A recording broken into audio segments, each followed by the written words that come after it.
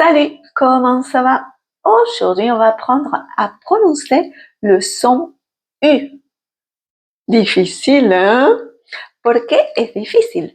Porque en español no tenemos este sonido.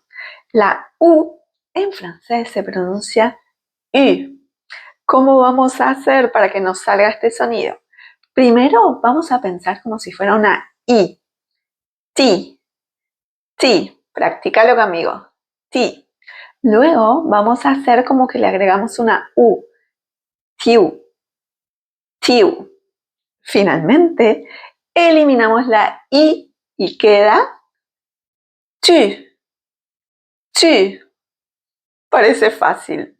Vamos a ver con algunos ejemplos. Pronuncia después de mí. Lune. Musique. Tu. Minute. Mur. Sur. ¿Qué tal? ¿Cómo ha ido? Ponme en comentarios algunas otras palabras y las pronunciamos juntos. Au revoir.